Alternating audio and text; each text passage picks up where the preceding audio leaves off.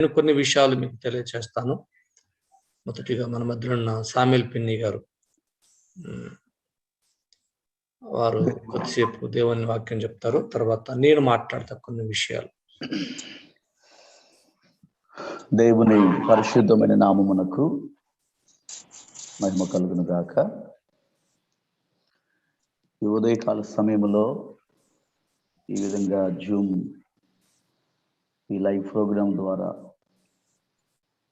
ప్రభువుని స్తుతించడానికి, అనేకమైన విషయాల కొరకు ప్రార్థించడానికి ప్రభు ఇచ్చిన మంచి సమయాన్ని బట్టి మొదటిగా దేవాది దేవునికి కృతజ్ఞత వందనాలు స్తుతులు చెల్లిస్తున్నాను. ఈ మంచి అవకాశాన్ని నాకు అనుగ్రహించినటువంటి ఆత్మీయ నాయకులు మోజెస్ కొన్నియారి గారికి కూడా నా ప్రత్యేకమైన వందనాలు తెలియచేస్తూ ఉన్నాను. అయ్యా, కొంచెం సిగ్నల్ ప్రాబ్లంగా ఉంది, నేను వీడియో ఆఫ్లో ఉంటానయ్యా. థ్యాంక్ యూ అయ్యా. ఈ సమయంలో మరి మనకందరికీ తెలిసినటువంటి లేఖన భాగమే జకరియా ప్రవచన గ్రంథములో నుండి ఒక మాటను ఈరోజు ధ్యానించాలని నేను ఆశపడుతూ ఉన్నాను.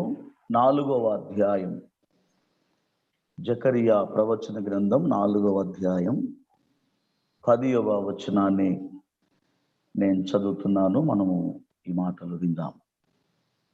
కార్యములు అల్పములై ఉన్న కాలమును తృణీకరించిన వాడు ఎవడు? లోకమందంతటను సంచారము చేయు యెహోవా యొక్క 7 నేత్రములు జెరుబ్బాబెలు చేతిలో గుండు నూలుండుట చూచి సంతోషించును. చిన్న ప్రార్థన చేద్దాం. ప్రేమ కలిగిన మా తండ్రి, చదవబడినటువంటి లేఖన భాగములో నుండి ఈ ఉదయం మీ సేవకులమైన మా అందరితో మాట్లాడి కొన్ని ప్రోత్సాహకరమైనటువంటి మాటలు మాకు అందించి మమ్మల్ని బలపరచుమని యేసు నామమును బట్టి ప్రార్థించి వేడుకను చూన్నాము తండ్రి. ఇక్కడ మనం చదివినటువంటి లేఖన భాగాన్ని మనం చూడగలిగితే, జకరియా ప్రవచన గ్రంథములో దేవుడు జకరియా గారికి కొన్ని దర్శనాలు చూపిస్తూ ఉన్నాడు. ఇది పారసీకుడైనటువంటి కోరేషు ప్రభుత్వ కాలములో ఆ రోజు దేవుడు తన పిల్లలైనటువంటి యూదా వారిని, చెరలో ఉన్నటువంటి ఇశ్రాయేలు ప్రజలు అని మనం చెప్పుకోవచ్చు, వారందరిని గురించి జకరియా ప్రవక్త ద్వారా అందించినటువంటి దర్శన భాగాలలో ఇది 5వ దర్శనం. 4వ అధ్యాయములో దేవుడు జకరియా గారిని దర్శిస్తూ మందిరమును గూర్చి, ఆ తర్వాత అక్కడ ఉన్నటువంటి జెరుబ్బాబెలును గూర్చి దేవుడు ఈ మాటలు జ్ఞాపకం చేస్తూ ఉన్నాడు. మనం చదివిన 10వ వచనంలోనికి మనం రాగలిగితే, దేవుడు ఒక దృశ్యాన్ని చూస్తూ ఉన్నాడు. లోకమందంతటా సంచారము చేయుచున్న దేవాతి దేవుడైన యెహోవా యొక్క 7 నేత్రములు ఏం చూస్తూ ఉన్నారు అని మనం చూస్తే, అక్కడ జెరుబ్బాబెలు అనే ఒక భక్తుడు, అతని చేతిలో ఏది ఉంచబడిందో దాన్ని దేవుడు చూచి సంతోషిస్తూ ఉన్నాడు అని ప్రవక్త ద్వారా ఈ మాటలు వ్రాయబడ్డాయి. జెరుబ్బాబెలు చేతిలో ఏముంది అని మనం చూస్తే, గుండు నూలుండుట దేవుడు చూస్తూ ఉన్నాడు. ఈ పదం కొంచెం మనం లోపలికి వెళితే, ఆమోసు గ్రంథములో ఇదే పదాన్ని అక్కడ కూడా దేవుడు ఉపయోగించాడు. అక్కడ దేవుని చేతిలోనే ఉంది మట్టపు గుండు అని వ్రాస్తూ ఉన్నాడు. చూడండి, ఆ మాటను కూడా ఒకసారి నేను మీకు జ్ఞాపకం చేయాలని ఆశపడుతూ ఉన్నాను. ఆమోసు ప్రవచన గ్రంథం 7వ అధ్యాయం 7వ వచనాన్ని మనం చూస్తే, మరియు యెహోవా తాను మట్టపు గుండు చేతబట్టుకొని గుండు పెట్టి చక్కగా కట్టబడిన ఒక గోడ మీద నిలవబడి ఇట్లు దర్శన రీతిగా నాకు కనపరిచెను. ఆమోసు గారితో దేవుడు ఈ ప్రవచన వాక్కులలో మట్టపు గుండును గూర్చి అక్కడ జ్ఞాపకం చేస్తూ ఉన్నాడు. జెరుబ్బాబేలు గారి చేతిలో ఏముంది అని మనం చూస్తే మట్టపు గుండును చూస్తున్నాడు. మట్టపు గుండును చూచి 7 నేత్రములు కలిగిన దేవుడు సంతోషించుచున్నాడు అని వ్రాయబడినటువంటి మాటను మనం చూస్తున్నాం. జెరుబ్బాబేలును గురించి మనకు కొన్ని విషయాలు తెలుసు, సేవకులు కాబట్టి మనం ఎక్కువగా ఎజ్రా, నెహెమియా, ఈ జకరియా గ్రంథాలలో ఎక్కువగా జెరుబ్బాబేలు గారిని గురించి మనకు కనబడుతూ ఉంది. జెరుబ్బాబేలు అనేటటువంటి ఆ వ్యక్తి దావీదు యొక్క వారసుడుగా ఈ లోకములోనికి ఉద్భవించాడు అని యేసుక్రీస్తు వంశావళి, యేసుక్రీస్తు ప్రభువుల వారి వంశావళిలో మత్తయి సువార్తలోను అదేవిధంగా లూకా సువార్తలో మనం చూడగలుగుతూ ఉన్నాం. ఇతడు మరి యూదా రాజ్య వారసుడిగా, దావీదు గారి యొక్క వారసుడిగా లోకములోనికి వచ్చాడు అని పండితులు తెలియచేస్తూ ఉన్నారు. జెరుబ్బాబేలును గూర్చి దేవుడు ఒక ప్రణాళికను కలిగి ఉంటూ ఉన్నాడు. ఆ రోజు కోరేషు, పారసీకుడైనటువంటి కోరేషు ప్రభుత్వ కాలములో ఇశ్రాయేలీయులందరూ, యూదా వారందరూ విడుదల పొందుకున్నారు. విడుదల పొందుకున్న తరువాత ఫస్ట్ వారు చేసిన పని ఏంటంటే, అంతకు ముందు వారందరూ మరచిపోయినటువంటి కార్యక్రమాలన్నీ మరలా తిరిగి ప్రారంభించడానికి ఉపయోగపడినటువంటి వ్యక్తి జెరుబ్బాబేలు అని మనం చూస్తున్నాం. పడిపోయినటువంటి మందిరానికి పునాదులు వేసినటువంటి వ్యక్తి అక్కడ ఎజ్రా, జకరియా, నెహెమియా అనేటటువంటి భక్తులలో కొంతమంది ఉన్నారు. వారిలో ఒకరు జెరుబ్బాబేలు అని ఎజ్రా గ్రంథములో మనం చూస్తూ ఉన్నాం.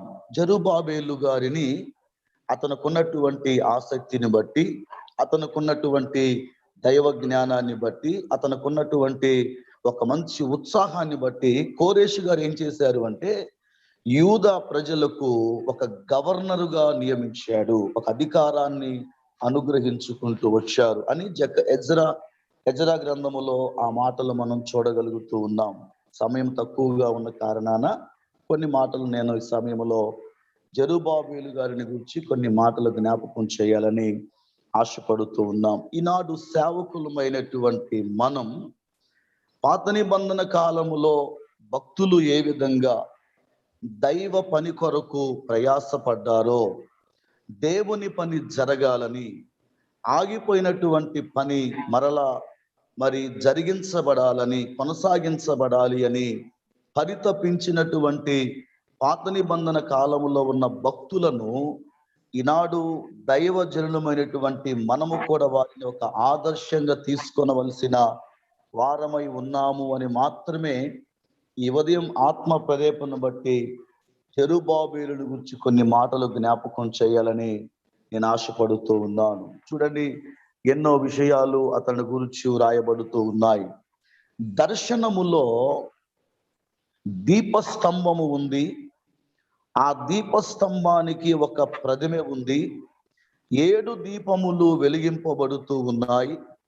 ఈ 7 దీపములకు ఈ దీపస్తంభానికి కుడివైపున ఒకరు, ఎడమ వైపున 2 ఒలీవ చెట్లు ఉన్నాయి. కుడివైపున ఒక ఒలీవ చెట్టు, ఎడమ వైపున ఒక ఒలీవ చెట్టు ఉన్నాయి. ఈ ఒలీవ చెట్లు ఎవరికి పోల్చబడ్డాయి అని మనం చూస్తే 3వ అధ్యాయములో ప్రధాన యాజకుడైన యెహోషువకును మొదటి ఒలీవ చెట్టుగా, రెండవ ఒలీవ చెట్టు ఎవరికి పోల్చబడింది అంటే ఈ జెరుబ్బాబెలుకి అది పోల్చబడింది అని ఈ 4వ అధ్యాయం అంతా మనం చదివితే అక్కడ మనం చూడగలుగుతూ ఉన్నాం. 11 12 వచనాలు, 4వ అధ్యాయం 11, 12 వచనాలు మనం చూస్తే, దీపస్తంభమునకు ఇరుప్రక్కల నుండు ఈ 2 ఒలీవ చెట్లు ఏమిటి అనియు, 2 బంగారపు కొమ్ములలో నుండి సువర్ణ తైలమును కుమ్మరించు ఒలీవ చెట్లకున్న 2 కొమ్మలను ఏమిటి అనియు నేను అతన్ని అడుగగా, అతడు నాతో, ఇవేమిటి అని నీకు తెలియదా అనెను. నా ఏలినవాడా, నాకు తెలియదని నేను అనగా, అతడు, వీరిద్దరూ సర్వలోకనాథుడగు యెహోవా యొద్ద నిలబడుచు తైలమును పోయుచున్నవారు అనెను. తైలము అనే మాటకు కింద ఫుట్ నోట్ లో వ్రాయబడిన మాట ఏమిటంటే అభిషేకము నొందిన వారు అని వ్రాయబడింది. జెరుబ్బాబెలును గూర్చి కొన్ని మాటలు మనం చూస్తే, దీపస్తంభమునకు ఇరువైపులా ఉన్నటువంటి వారిలో ఒకడై ఉన్నారు మాత్రమే కాదు, అతడు దేవుని చేత అభిషేకము నొందినటువంటి వాడై ఉన్నాడు అని మనం చదువుకున్నటువంటి లేఖన భాగంలో మనం చూస్తూ ఉన్నాం. అభిషేకము నొందినటువంటి వాడు దేవుని మందిర పని కొరకు తాపత్రయం కలిగినటువంటి వాడు, దేవుని పనిని జరిగించడానికి ఆసక్తి కలిగినటువంటి వాడు, దావీదు మరి వారసత్వాన్ని పునికి పుచ్చుకొని వెలుగులోనికి వచ్చినటువంటి వాడు, యూదా సామ్రాజ్యమునకు లేకపోతే యూదా ప్రజలకు ఒక గవర్నరుగా నియమింపబడినటువంటి వాడైనటువంటి జెరుబ్బాబెలు చేతిలో ఏముంది అని మనం చూస్తే, మట్టపు గుండు అతడు చేతబట్టుకున్నాడు. ఆ మట్టపు గుండు చేతబట్టుకుని ఉన్న ఆ దృశ్యాన్ని 7 నేత్రములు కలిగినటువంటి వాడైన దేవుడైన యెహోవా దానిని చూచి దేవుడు సంతోషిస్తూ ఉన్నాడు. దేవుడు సంతోషిస్తూ ఉన్నాడు. దేవుడు ఎప్పుడు సంతోషిస్తాడు అని మనం చూస్తే, మన చేతిలో ఆ మట్టపు గుండు అనేది మనము కలిగి ఉండాలి. మన చేతిలో, అందుకే పాత నిబంధన కాలంలో దేవుడు అన్నాడు, మోషే నీ చేతిలో ఏముంది అన్నాడు. నా చేతిలో కర్ర ఉన్నదయ్యా అన్నాడు. మరి నీ చేతిలో ఏముంది? దేవుడు ఈ రోజు మనల్ని అడుగుతూ ఉన్నాడు. అనుకుందాం, దేవుడు మన చేతిలో ఏముంది అంటే కొంతమంది అంటారు నీ చేతిలో నీ భవిష్యత్తే ఉందంటారు, కొంతమంది నీ చేతిలో నీ జీవిత విధానమే ఉందని కొంతమంది అంటూ ఉంటారు. మన భవిష్యత్తును బట్టి దేవుడు సంతోషిస్తాడా? మోషే చేతిలో ఉన్న కర్రను బట్టి దేవుడు సంతోషిస్తాడా? లేకపోతే జెరుబ్బాబెలు చేతిలో ఉన్నటువంటి ఆ మట్టపు గుండును బట్టి సంతోషిస్తాడా అని మనం చూస్తే, దేవుడు ఇక్కడ సంతోషించే ఒక ప్రత్యేకమైన సందర్భం ఏంటంటే, మట్టపు గుండును అతడు చేతబట్టుకున్నాడు అని మనం చూస్తున్నాం. మట్టపు గుండు దేనికి సూచనగా ఉంది అంటే, మరి అది ఎక్కువగా ఈ సుతారి పని చేసే వారి దగ్గర మనకు కనబడుతూ ఉంది. గోడ కట్టేటప్పుడు ఆ గోడ క్రమంగా ఉండాలంటే దాన్ని ఉపయోగిస్తూ ఉంటారు. ఒక మాటలో చెప్పాలంటే, అతడు అన్నింటినీ కూడా సరిచేయడానికి ముందుకొస్తూ ఉన్నటువంటి వ్యక్తిగా ఉన్నాడు. పౌలు అపోస్తలుడు తన ఆత్మీయ కుమారుడైన తిమోతికి పత్రికలో ఈ మాట అంటున్నాడు, సత్యవాక్యమును సరిగా విభజించు పనివానిగా నీవు ఉండాలి, హెచ్చరించాలి, గద్దించాలి, బుద్ధి చెప్పాలి అని తన ఆత్మీయ కుమారుడైనటువంటి తిమోతికి ఈ మాటలు జ్ఞాపకం చేస్తూ ఉన్నాడు. సేవకుడు ఎలాగుండాలి అంటే సరిచేసేవాడుగా ఉండాలి. సేవకుడు ఎలాగుండాలంటే అది ఇటుకైనా అది రాయైనా దానిని తప్పకుండా క్రమపరిచేదిగా ఉండాలి. వారు సంఘములో ఎటువంటి వారు ఉన్నా, సంఘములో ఎటువంటి విధానాలతో ఉన్నా వారిని ఏం చేసేయాలి? తప్పకుండా క్రమపరిచేటటువంటి సేవకుడుగా ఉండాలి. అంతేగాని వారు చేసేటటువంటి పనులను బట్టి కాదు, వారు చేసేటటువంటి విధి విధానాలను బట్టి మనం గౌరవించి అందలం ఎక్కించటం కాదు, కానీ తప్పకుండా మట్టపు గుండును మనము చేతబట్టుకొని మందిరములో సమాజములో మనము జీవించగలిగినటువంటి వారంగా ఉన్నప్పుడు ఆ స్థితిని బట్టి దేవుడు ఏం చేస్తాడు? సంతోషించే వ్యక్తిగా ఉంటాడు అనే విషయాన్ని ఈ సమయంలో నేను మీకు జ్ఞాపకం చేస్తున్నాను. దీనికి అనుబంధంగా ప్రకటన గ్రంథములో కూడా జెరుబ్బాబెలును గూర్చి వ్రాయబడినటువంటి ఒక మాట 11వ అధ్యాయములోనికి మనం రాగలిగితే, ఆ పద్మాసు ద్వీపములో పరవాసిగా ఉన్నటువంటి యోహాను భక్తునికి ఇక్కడ జకర్యాకు చూపించినటువంటి దర్శన భాగాన్ని అక్కడ 11వ అధ్యాయములో దేవుడు చూపిస్తూ ఉన్నాడు.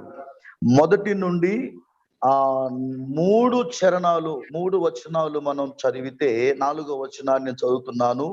వీరు భూలోకమునకు ప్రభువైన వాని ఎదుట నిలుచుచున్న 2 ఒలీవ చెట్లను దీపస్తంభములునై ఉన్నారు అని మరలా యోహాను భక్తుని ద్వారా అక్కడ దేవుడు ఈ మాటలు వ్రాయించుచూ ఉన్నాడు. ఎంత గొప్ప ధన్యత జెరుబ్బాబెలు పొందుకున్నాడు. ద్వీపస్తంభముల మధ్య, ఆ దీపస్తంభానికి 2 వైపులా ఉన్నటువంటి ఒలీవ చెట్లలో ఒకడుగా జెరుబ్బాబెలు ఆ ఆధిక్యతను పొందుకున్నాడు. అందుకే మరి ప్రకటన గ్రంథము 2వ అధ్యాయం 3వ అధ్యాయములో కూడా దేవుడు జయించినటువంటి వారికి ఏమి ఇవ్వబోతున్నాడో అక్కడ కొన్ని విషయాలు దేవుడు పొందుపరుచుకుంటూ వచ్చాడు. జెరుబ్బాబెలు చేతిలో ఏమి ఉంది అంటే మట్టపు గుండును అతడు పట్టుకున్నాడు. అనగా అతడు న్యాయంగా చెప్పేటటువంటి వాడుగా ఉన్నాడు. అన్యాయమును అన్యాయమైంది అని చెప్పేటటువంటి వాడుగా ఉన్నాడు. నిజమని చెప్పేటటువంటి వ్యక్తిగా ఉన్నాడు. ప్రభు చెప్పాడు, నీ మాట అవునంటే అవును, కాదంటే కాదుగా ఉండాలి. అంతకు మించి ఏదైనా ఒకవేళ వచ్చింది అంటే అది దుష్టుని నుండి పుట్టింది అని దేవుడే ఆనాడు తను శశరుడుగా ఉన్నప్పుడు ఈ లోకములో జ్ఞాపకం చేసుకుంటూ వచ్చారు. ప్రభునందు ప్రియమైన నా దైవ జనాంగమా, దేవుని సేవకులమైనటువంటి మన జీవిత విధానం దేవుడు సంతోషించేటట్లుగా ఉండాలి. నెబుకద్నెజరు కాలములో మనకు తెలుసు కదా, బెల్షస్సరు కాలములో దేవుడు ఒక దర్శనాన్ని చూపిస్తూ ఉన్నాడు. మెనే టేకెల్ ఉపాసిన్ అని చెప్తూ ఉన్నాడు. ఈ మాటకు అర్థం ఏమిటంటే, నిన్ను త్రాసులో దేవుడు తోచగా నీవేమైపోయావు, తేలిపోయావు. అందుకే నేను రాజ్యం నిన్ను కొట్టివేస్తున్నాను దేవుడు జ్ఞాపకం చేస్తూ ఉన్నాడు. మనము దేవుని ఎదుట సరైనటువంటి వ్యక్తులముగా ఉండాలి. మన చేతిలో మట్టపు గుండును మనం చేతబట్టుకోవాలి. అనగా ఒక సరైనటువంటి విధానములో మనం ముందుకు సాగి వెళ్ళే వారంగా ఉండాలి. అప్పుడు మన కుటుంబం, అప్పుడు మన పరిచర్య, అప్పుడు మన సంఘ అభివృద్ధి దేవుడు తప్పకుండా వర్ధిల్ల చేసినటువంటి వారుగా ఉంటూ ఉన్నారు. ఈరోజు సేవకులు దేవుని యొక్క పరిచర్యలో వాడబడుతూ ఉన్నటువంటి వారు లేకపోలేదు. విస్తారంగా దీవింపబడే వారు కూడా లేకపోలేదు. వారి చేతిలో ఏముంది అంటే దేవుని న్యాయమైనటువంటి క్రియలు వారు కలిగి ఉన్నారు. దేవుని యొక్క ఉద్దేశాలు వారు కలిగి ఉన్నారు. దేవుని యొక్క ప్రణాళికను వారు కలిగి ఉంటూ ఉన్నారు. కాబట్టి ఎంత దినాలలో దేవుడు మనకు అప్పగించినటువంటి పనిని మనమందరము ఈ కర్తవ్యాన్ని జాగ్రత్తగా మలుచుకుంటూ దేవుడు మనకు అప్పగించినటువంటి ఆ పనిని జెరుబ్బాబెలు వలె మనం కూడా, ఆ రోజు వారందరూ మరచిపోయారు, ప్రార్థన విధానాన్ని మరచిపోయారు. ఈరోజు కరోనా టైంలో కూడా చాలా మంది ప్రార్థనకు రావటమే కష్టమైపోయింది, ప్రార్థన చేసుకోవటమే కష్టమైపోయింది. వారికున్న వ్యాధులే చూస్తూ ఉన్నారు, వారికున్న బలహీనతలే చూస్తూ ఉన్నారు. అటువంటి వారిని మనం విడిచిపెట్టకుండా జెరుబ్బాబెలు వలె మరలా తిరిగి దైవత్వములోనికి నడిపించవలసిన సమయములోనికి మనం వచ్చాం. ఆనాడు వారే చేశారు. చెరలో ఉండి కుమిలిపోయి బలహీనులై ఏ విధమైనటువంటి ఆధారం లేనటువంటి ఇశ్రాయేలీలు, యూదావారు వారందరూ బయటికి వచ్చినప్పుడు మరి చేయవలసినటువంటి పనులన్నీ కూడా నిరుత్సాహపరచకుండా, వారు నిరుత్సాహపడకుండా ధైర్యపరుస్తూ వారిని ప్రోత్సహించినట్లుగా లేఖనములో మనం చూస్తూ ఉన్నాం. అటువంటి జెరుబ్బాబెలు వలె మనము కూడా ఇతరులకు ఒక మాదిరికరంగా ఉంటూ మనకు మనమే మన చేతిలో దేవుని యొక్క ప్రణాళికను, దేవుని యొక్క చిత్తాన్ని, దేవుని యొక్క ఉద్దేశాన్ని కలిగి ముందుకు సాగిపోతూ ఉంటే ఎవరు సంతోషించినా సంతోషించకపోయినా పర్వాలేదండి. ఎదుటి వారికి సంతోషకరంగా మనం జీవించవలసిన పని లేదు. కానీ 7 నేత్రములు కలిగినటువంటి ఆ వ్యక్తి మనలను దేవుడు చూస్తున్నాడు. చూసి ఏం చేస్తున్నాడు? దేవుడు సంతోషించేటటువంటి వ్యక్తిగా ఉన్నాడు. కాబట్టి మన సేవ జీవిత విధానములో దేవునికి సంతోషకరమైనటువంటి జీవిత విధానాన్ని మనం కలిగి దేవుని ద్వారా బలమైన కార్యాలు మనం పొందుకుందాం. అటువంటి గొప్ప ఆధిక్యత దీవెన ఈ అంత్య దినాలలో ప్రభు మనకి ఇవ్వాలని కోరుకుంటూ ఈ మాటలు ముగిస్తూ ఉన్నాను. దేవుడి కొద్ది మాటలు మన వీళ్ళలో దీవించును గాక. ఆమేన్. Thank you. వందనాలు సామెల్ పిన్నయ్య గారు. Praise Lord, praise Lord. So ఇప్పుడు ఓపెన్ చేసుకోవచ్చు మీరు ఇక వీడియో. చాలా సంతోషం. మరి చక్కటి మాటలు దేవుని వాక్యంలో ప్రకటించారు. సో అందరూ కూడా వీడియో ఒకసారి ఆన్ చేయండి. దేవుని సేవకులు మీ ముఖాలు చూస్తాం మేము. Right right right wonderful. Right. Praise Lord అందరికీ. సో మనం ప్రార్థిస్తున్నప్పుడు మాట్లాడుతున్నప్పుడు ఒకవేళ సిగ్నల్ తక్కువ ఉంటే వీడియో ఆఫ్ చేసుకోవచ్చు. ఖాళీ టైంలో మనం వీడియో ఆన్ చేసుకుని ఉందాం. దేవుని సేవకులు ఒకరు చూసుకోవటం ప్రోత్సాహకరం వస్తుంది, సంతోషాన్ని ఇస్తుంది. సో చక్కటి మాటలు మరి దేవుని సేవకులు తెలియచేశారు. జెరుబ్బాబేలు చేతిలో మట్టప్ప గుండు గురించి ఇప్పుడు నాకు చాలా బాగా తెలుసు. ఎందుకంటే ఇప్పుడు కడుతున్న మేస్త్రులు ఇటుకిట్టెక్కి గుండేస్తున్నారు. హైదరాబాద్లో గుండు దారం అంటారు, మట్టప్ప గుండు. నిజంగా సేవకుడు చేతిలో మట్టప్ప గుండు ఉండటము అంటే సరిచేయటం. దేవుని సేవకులు చెప్తున్నప్పుడు నాకు ఒక ఆలోచన వచ్చింది. మేస్త్రి దానికి ఆ గోడకి మట్టప్ప గుండేస్తుంటే ఒక్కోసారి ఒక రాయిని తీసి పక్కన పెడతాడు కదండి, లేదంటే ఆ రాయిని వెనక్కో ముందుకో జరుపుతాడు. ముందు జరపడానికి ప్రయత్నం చేస్తాడు, సరిచేయటానికి. సరవకపోతే దాన్ని తీసి పక్కన పెడతాడు. ఇంకొకసారి తన చేతులకు వస్తుంది, మళ్ళా దాన్ని ట్రై చేస్తారు. చివరికి అది లోన బెందడికైనా దాన్ని ఉపయోగిస్తాడు. అంటే తప్పకుండా ఒక మేస్త్రి రాయిని పనికొచ్చే విధంగానే చేస్తాడు, లేదంటే దాన్ని పనికొచ్చే స్థలంలో పెడతాడు. నాకు తెలిసినంత వరకు సుతారి మేస్త్రులు చేసే పని ఏది కూడా దాన్ని పడేయడు. ఆ మాట వారు చెప్తూ ఉంటున్నప్పుడు దేవుని సేవకులుగా మనము ఏ విశ్వాసిని కూడా మనము జీవము గల దేవుని సంఘము కట్టట్లో పనిలో ఉంటున్నాము కనుక సరిచేస్తూ చక్కబెడుతూ కట్టాలే కానీ ఎవరిని కూడా మనం తీసి ప్రక్కన పెడటానికి వీలు లేనే లేదని నాకు అర్థమైంది వారు చెప్పిన ఆ మాటను బట్టి. ఒక రాయి చక్కగా ఉండొచ్చు, ఒక రాయి చక్కగా లేకపోవచ్చు, ఒక రాయి వంకర ఉండొచ్చు.